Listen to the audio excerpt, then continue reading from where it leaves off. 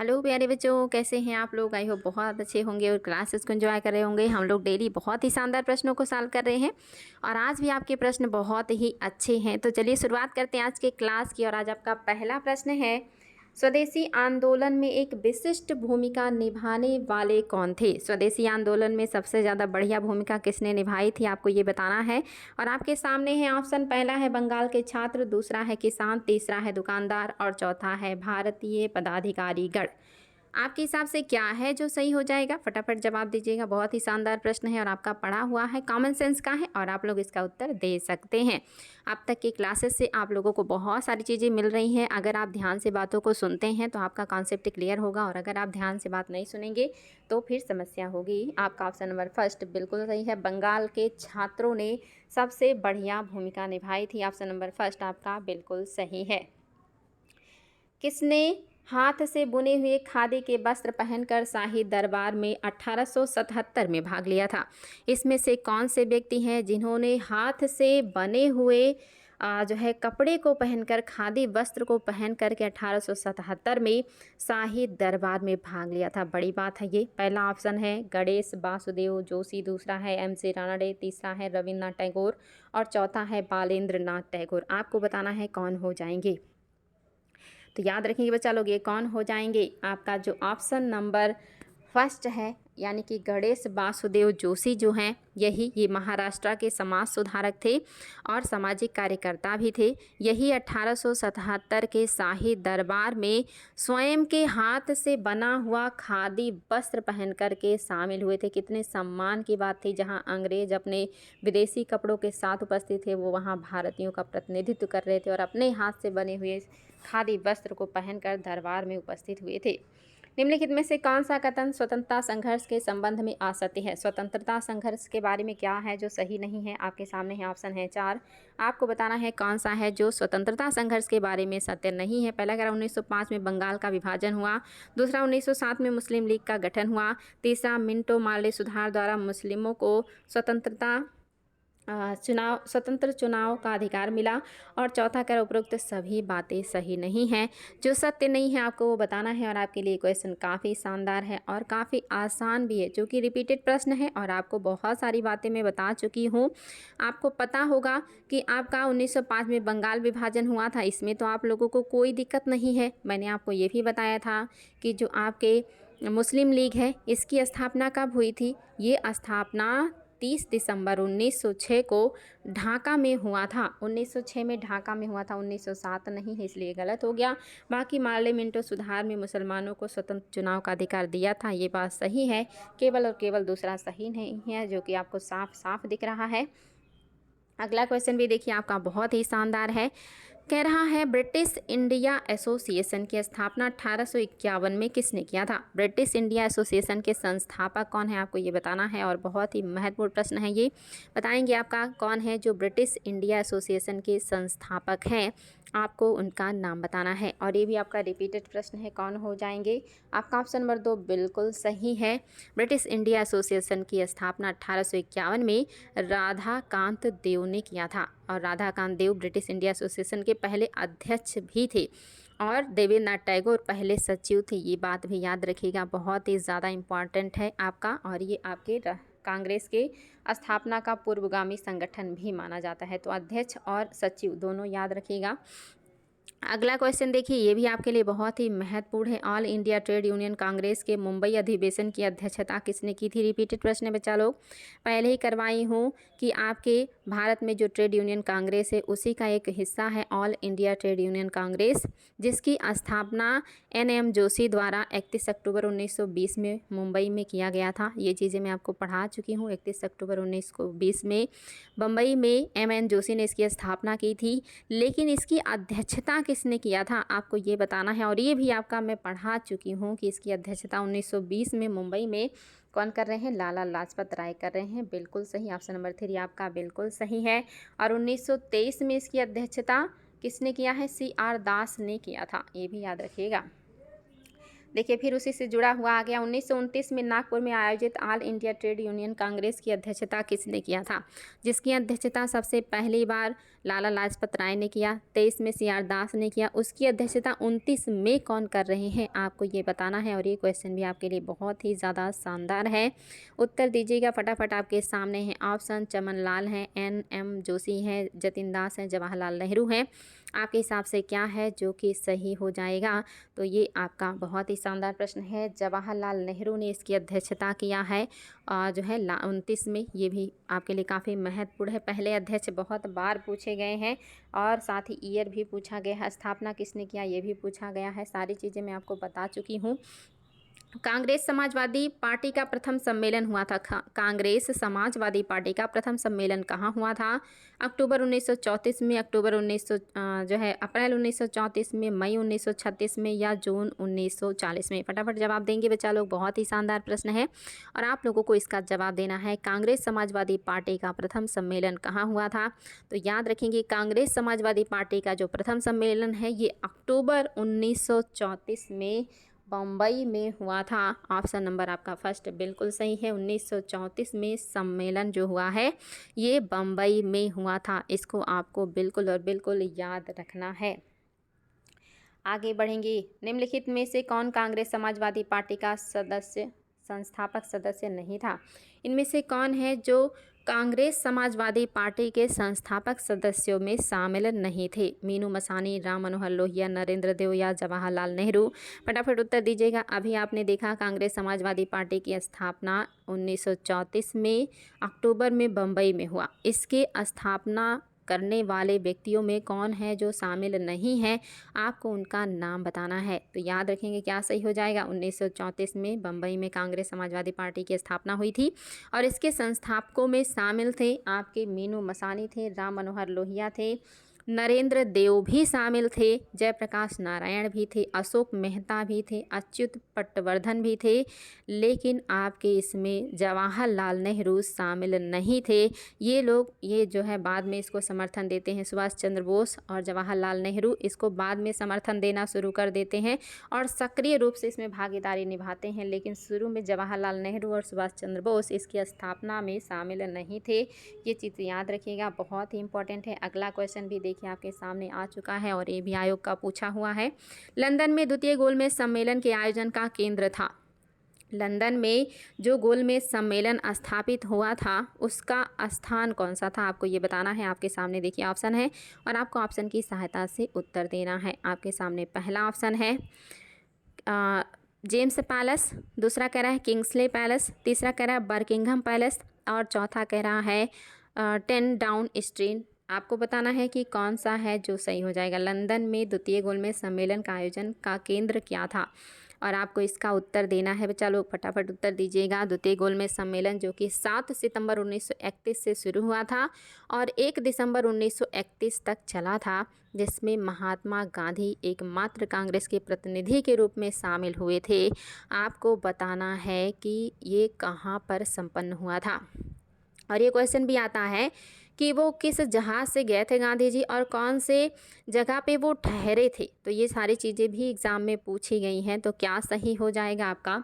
Option number आपका first सही हो जाएगा। याद रखिएगा जेम्स जो आपका सेंट जेम्स पैलेस है इसी में जो है संपन्न हुआ था द्वितीय गोलमेज सम्मेलन। इसमें गांधी जी, सरोजनी नायडू और मदन मोहन मालवीय तीनों लोग शामिल हुए थे।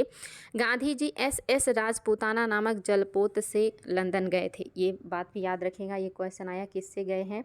राजपूताना नामक जो है जलपोत से गए थे, पानी वाले जहाज़ से गए थे। और ये ठहरे कहाँ थे ये भी क्वेश्चन आया है। तो ये किंग्सले हॉल में ठहरे थे, किंग्सले हॉल में ठहरे थे, किंग्सले हॉल। ये सारी बातें आपको याद रखनी है। पहली बात कहाँ पे हुआ? जेम्स पैलेस में। किससे गए? एस राजपूताना से। कहाँ ठहरे? किंग्सले हॉल में। सम्मेलन कौन से नंबर का था? द्वितीय नंबर का। कब से कब तक चला? 7 सितंबर 1931 से 1 दिसंबर 1931 के बीच। कौन कौन शामिल हुआ? महात्मा गांधी, सरोजनी नायडू और मदन मोहन मालवीय। और इसकी अध्यक्षता किसने किया था? तो याद रखिएगा आपके प्रथम गोलमेज सम्मेलन की अध्यक्षता ब्रिटिश प्रधानमंत्री रैमजे मैकडोनाल्ड ने किया था और द्वितीय में भी ये थे। तो आपका जो ऑप्शन नंबर सही है वो है आपका फर्स्ट। चलिए आगे बढ़ते हैं और देखते हैं हमारा अगला क्वेश्चन।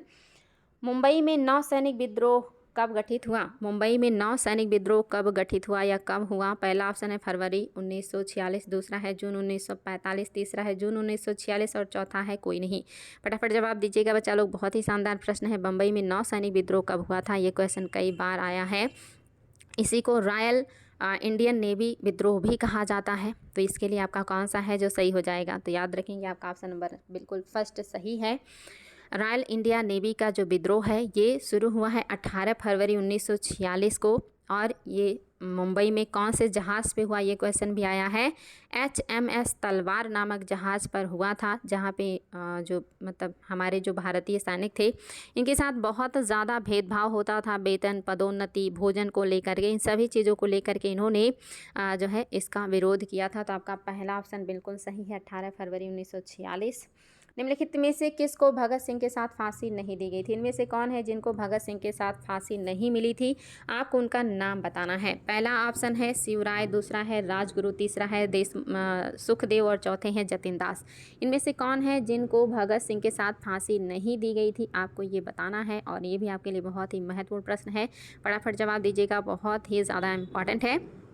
तो आप सभी को पता होगा कि आपके जो जतिन दास हैं इनके साथ फांसी नहीं दी गई थी। जतिन दास को लाहौर षड्यंत्र केस के अंतर्गत गिरफ्तार किया गया था और इन्होंने राजनीतिक बंदी का दर्जा प्राप्त करने के लिए भूख हड़ताल किया और लगभग 63 दिन के भूख हड़ताल के बाद इनका सितंबर 1929 में मृत्यु हो गया था। तो 1929 में इनकी मृत्यु हो गई थी। लेकिन आपके जो भगत सिंह हैं, राजगुरु और सुखदेव हैं, इनको फांसी दे दिया गया था। अब आप सोच रहेंगे शिवराम कहाँ से आ गए? तो ये चीज़ याद रखिएगा, जो भगत सिंह हैं और राजगुरु हैं, इसमें से जो राजगुरु थे, राजगुरु का पूरा नाम था शिवराम हरि राजगुरु। तो ये शिवराम जो है ये राजगुरु का ही नाम है। सुखदेव का पूरा नाम था सुखदेव थापर। तो इन तीनों लोगों को एक साथ फांसी दे दिया गया था। और जो आपके बाटुकेश्वर दत्त हैं, इनको काले पानी की सज़ा दे दी गई थी, सेलुलर जेल अंडमान भेज दिया गया था। तो ये भी आपके लिए काफ़ी महत्वपूर्ण है। तो निश्चित ही बच्चा लोग अब आपको कंफर्म हो गया होगा कि जतिन दास 29 में ही इनकी मृत्यु हो गई थी। इन तीनों लोगों को फांसी दी गई थी। बाटुकेश्वर दत्त को सेलुलर जेल यानी कि अंडमान निकोबार भेज दिया गया था, जिसको काली पानी की सज़ा कहा जाता था। अगला क्वेश्चन आपके लिए बहुत ही ज़्यादा महत्वपूर्ण है और रिपीटेड है, मैं ये करवा चुकी हूँ। कह रहा है कालिप राज सम्मेलन का संबंध किस आंदोलन से था? कालिप राज सम्मेलन का संबंध किस आंदोलन से था? पहला कह रहा है मोपला, दूसरा कह रहा है नील, तीसरा कह रहा है पावना, चौथा कह रहा है बारदोली। आपको जवाब देना है और ये भी मैं आपको पहले भी करवाई हूँ, अगर आपने ध्यान दिया होगा तो बहुत आसानी से उत्तर दे सकते हैं। तो ये कब से जुड़ा हुआ बच्चा लोग? कालिप राज, जिनको अश्वेत जन भी कहा जाता था। कालिप राज से पता चला है ना, काले कलर वाले, जिनको अश्वेत जन कहा जाता था। इनका जो सम्मेलन है ये हुआ था आपके बारदोली सत्याग्रह के टाइम में। बारदोली सत्याग्रह से जुड़े हुए हैं ये। ऑप्शन नंबर 4 आपका बिल्कुल सही है। द्वितीय गोलमेज सम्मेलन में श्रीमती सरोजिनी नायडू ने किसके द्वारा नामित सदस्य के रूप में हिस्सा लिया था? पहला ऑप्शन है आपके सामने भारतीय राष्ट्रीय कांग्रेस, दूसरा है भारत सरकार, तीसरा अखिल भारतीय मुस्लिम लीग और चौथा है हिंदू सभा। आपको बताना है द्वितीय गोलमेज सम्मेलन में श्रीमती सरोजिनी नायडू ने किसके द्वारा नामित सदस्य के रूप में हिस्सा लिया था? अभी मैंने आपको बताया 7 सितंबर 1931 से 1 दिसंबर 1931 तक चला था द्वितीय गोलमेज सम्मेलन, जिसमें सरोजिनी नायडू भी शामिल हुई थी, साथ ही एक और भी महिला बेगम शाह नवाज भी शामिल हुई थी। और ये किसकी तरफ से गए थे आपको ये बताना है। तो ये भारत सरकार की तरफ से गए थे, ये भी याद रखिएगा। गांधी जी एकमात्र जो है कांग्रेसी नेता थे और इनके साथ मदन मोहन मालवीय भी थे, एनी बेसेंट भी थी। तो आपके जो है ये कौन से हो जाएंगे? भारत सरकार। ऑप्शन नंबर जो 2 है ये बिल्कुल सही हो जाएगा।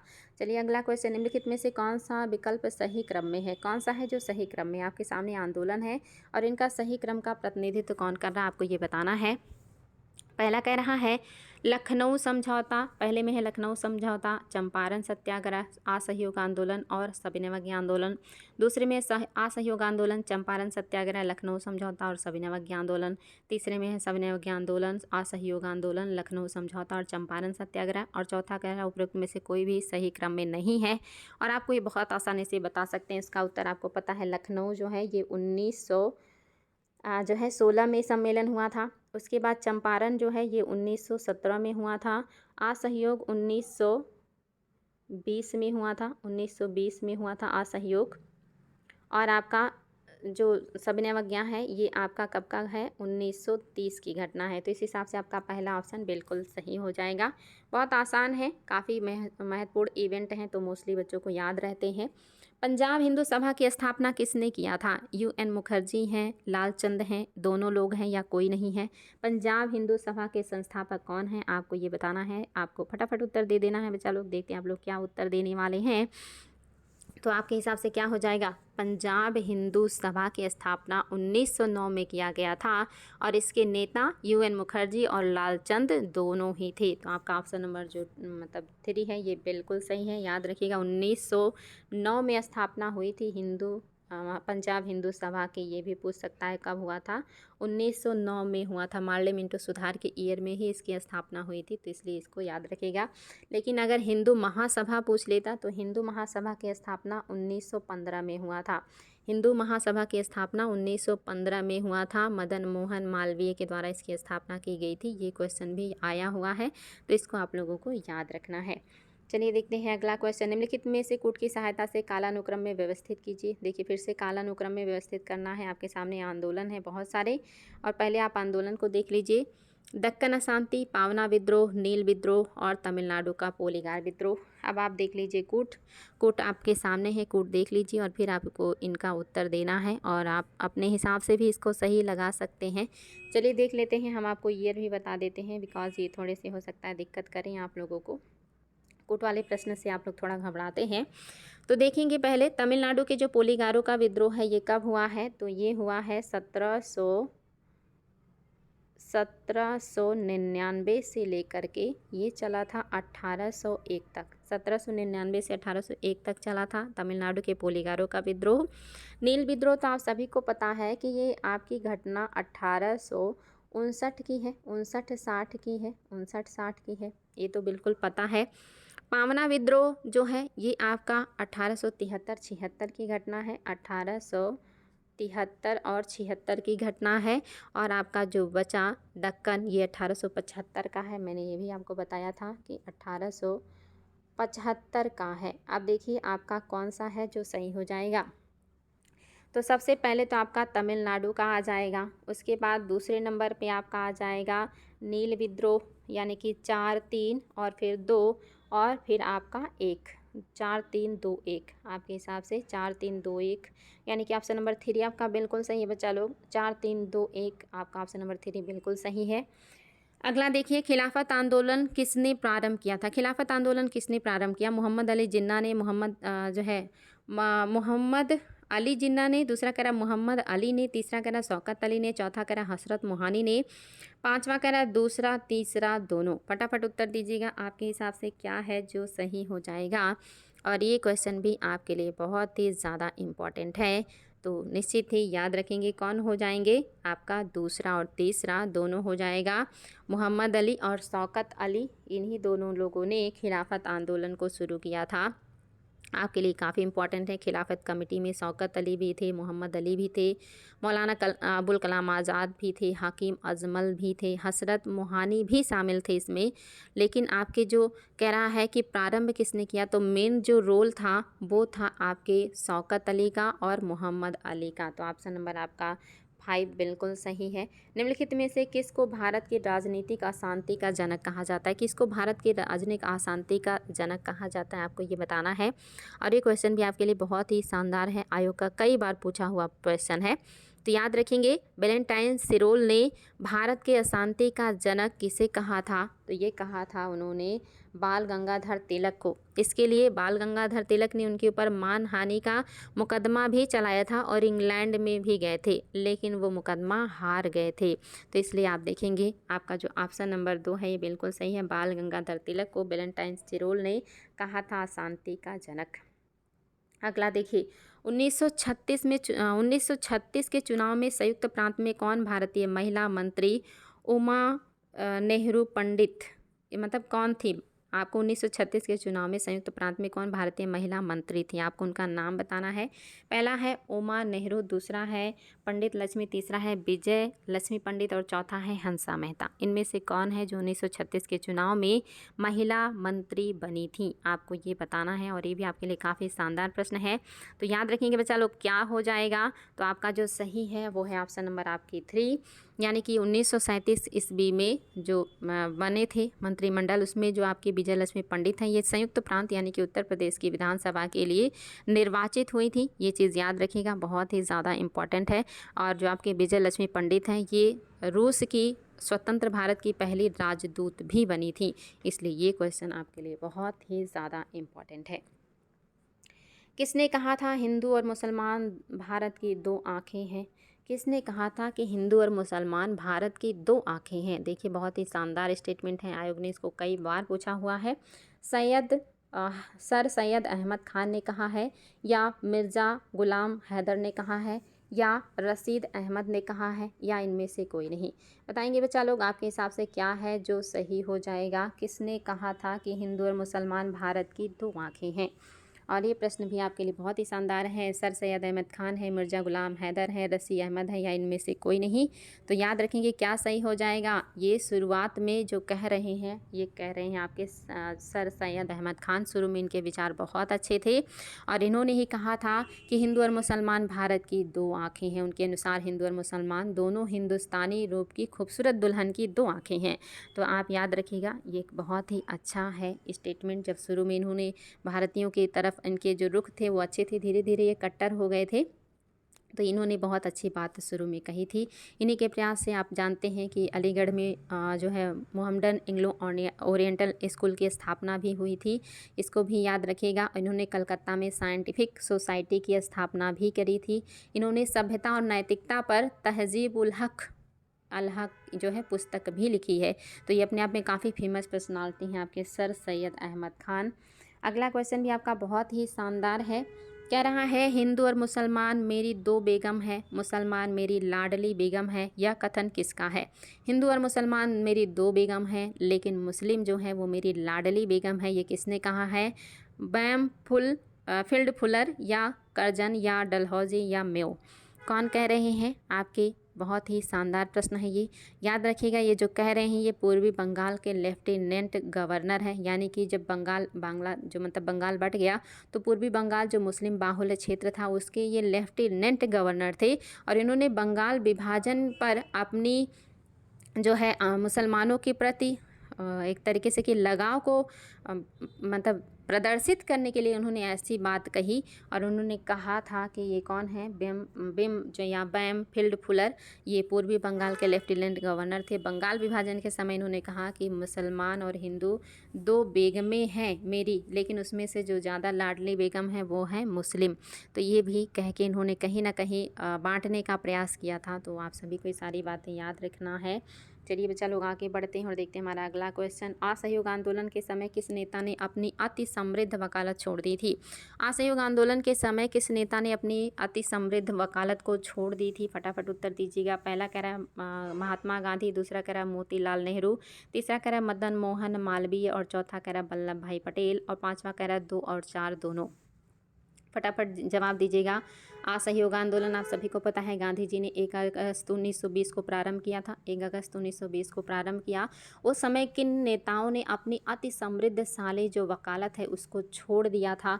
तो याद रखिएगा ये कौन हो जाएंगे। आपका जो ऑप्शन है वो है मोतीलाल नेहरू और वल्लभ भाई पटेल, यानी कि ऑप्शन नंबर आपका 5, 2 और 4, इन दोनों लोगों ने अपनी अति जो समृद्धशाली वकालत थी उसको छोड़ करके इस आंदोलन में कूद पड़े थे।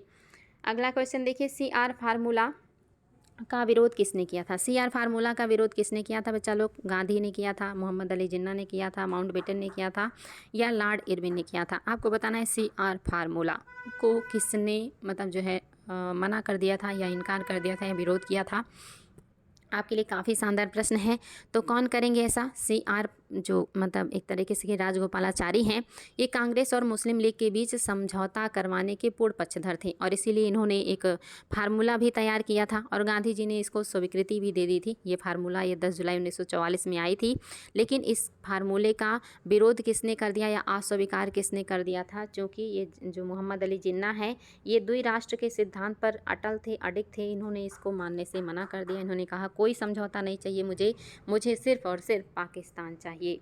1916 में स्थापित इंडियन होम रूल लीग के प्रथम अध्यक्ष कौन थे? 1916 में स्थापित इंडियन होम रूल लीग के प्रथम अध्यक्ष कौन थे? आपको ये बताना है। पहला है बेसेंट, दूसरा है तिलक, तीसरा है जोसेफ बैप्टिस्टा और चौथा है एनसी केलकर।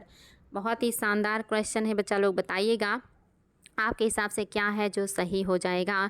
तो ये भी आप सभी को पता है, होम रूल लीग 2 स्थापित हुए थे। एक तो पटना तो जो है आपके तिलक ने स्थापित किया था और दूसरा एनी बेसेंट ने स्थापित किया था। तो 28 अप्रैल 1916 को तिलक ने पूना में होम रूल लीग की स्थापना की थी और इसके जो प्रथम अध्यक्ष थे वो थे जोसेफ बैप्टिस्टा इसके प्रथम अध्यक्ष थे और इसके सचिव एनसी केलकर थे। सचिव पूछेगा तो एनसी केलकर हो जाएंगे, अध्यक्ष पूछेगा तो बैप्टिस्टा हो जाएंगे। दोनों बातें याद रखिएगा, बहुत ही ज़्यादा इंपॉर्टेंट है, आयोग के द्वारा बार बार पूछी जाती हैं। तो बैप्टिस्टा हैं अध्यक्ष और एनसी केलकर हैं सचिव। और इनका जो लीग था ये महाराष्ट्र में और मध्य प्रांत में और बरार में फैला हुआ था। महाराष्ट्र, मध्य प्रदेश और बरार में फैला हुआ था। आपके लिए क्वेश्चन काफ़ी शानदार था। अगला देखिए, एनी बेसेंट द्वारा प्रारंभ किया गया स्वराज शासन आंदोलन का लक्ष्य क्या था? एनी बेसेंट ने जो प्रारंभ किया था स्वराज शासन आंदोलन, इसका क्या लक्ष्य था आपको ये बताना है। पहला कह रहा है भारत जनता को शिक्षित करना, दूसरा कह रहा है भारत के लिए प्रशासन प्रारंभ करना, तीसरा कह रहा है प्रशासन में ब्रिटिश एकाधिकार के विरुद्ध आंदोलन और चौथा कह रहा है वस्तुओं का बहिष्कार। आपको बताना है कि एनी बेसेंट द्वारा प्रारंभ किए गए स्वराज शासन आंदोलन का लक्ष्य क्या था। आप सभी को इसका उत्तर पता होगा, बहुत ही कॉमन सेंस का है।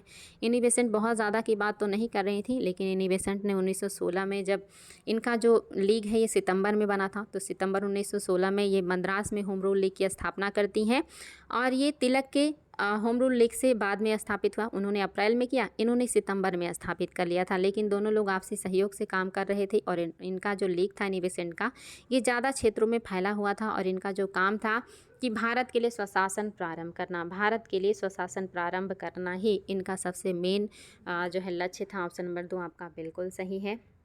अगला क्वेश्चन देखिए, आज का लास्ट क्वेश्चन है, प्रथम गोलमेज सम्मेलन लंदन में किस स्थान पर हुआ? प्रथम गोलमेज सम्मेलन लंदन में किस स्थान पर हुआ, आपको ये बताना है। आपके सामने है ऑप्शन और आपको देना है जवाब। आपके हिसाब से क्या है जो सही हो जाएगा? आपके सामने देखिए ऑप्शन दिया हुआ है। पहला ऑप्शन है आपका बर्किंघम पैलेस, दूसरा है सेवराय पैलेस, तीसरा है विंस्टर पैलेस और चौथा है जेम्स पैलेस। आपके हिसाब से क्या है जो सही हो जाएगा बच्चा लोग? तो याद रखिएगा क्या है जो सत्य है।